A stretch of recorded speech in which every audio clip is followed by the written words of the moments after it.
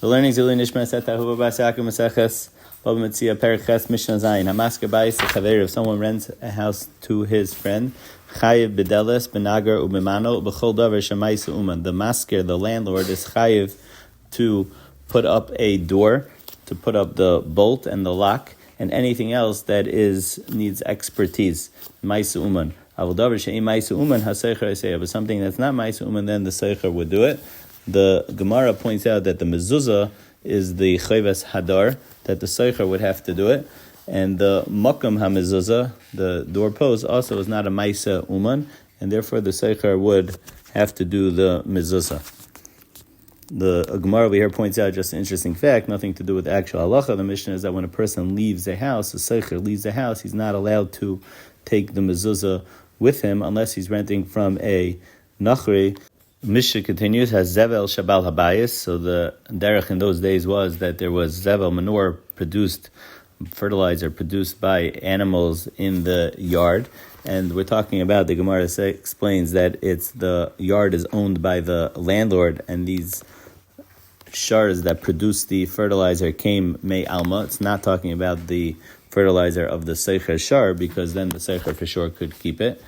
And the halacha in this case is that it belongs to the landlord. But the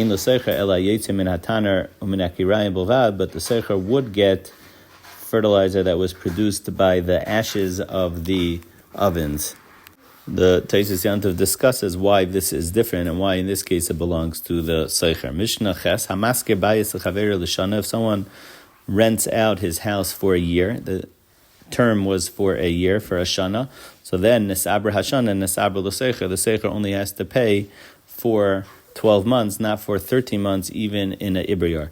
Hiskel el chadashim, but if the term was for months, that you pay per month, so then nisabra hashana, nisabra l'masker. In a case that the year is 13 months, he has to pay for 13 months. Now the Gemara says it's chesuri mechsav hachikatani. What would be if you said both? You said l'shana and you said l'shnei masar chaydesh. So on that, Maisa b'tzipori be'echad shesachar merchat zachaveri b'shnei masar zav l'shana midinar zav l'chaydesh u'ba Maisa v'nei m'shimon gamliel v'nei Rabbi Yossi v'omer yachloiku es chaydesh iber. In that case, they paskin that it is yachloiku. In the Gemara, there's a discussion of 3 Amoraim.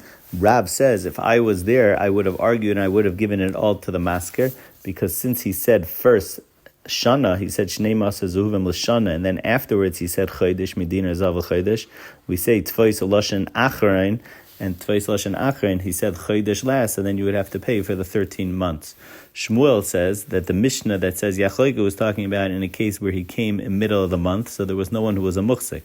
But if he came in the beginning of the month, notice the masker is being teveya, the monthly rent in the beginning of the month before the 13th month, so then kul the masker would get it. If it was bab b'seif chaydish, if he came at the end of the month, then we would say hem imaman al cheskasei, and the seicher would not have to pay for it. And the third sheet in the Gemara is Rav Nachman. Rav Nachman says that we always say karka b'cheskes ba'aleha kaimen, that since it's karka over here, we go basa the owner of the karka, and therefore he would have to pay the extra month. And that wouldn't make a difference which order it was said in, whether he said shana first or chaydish first.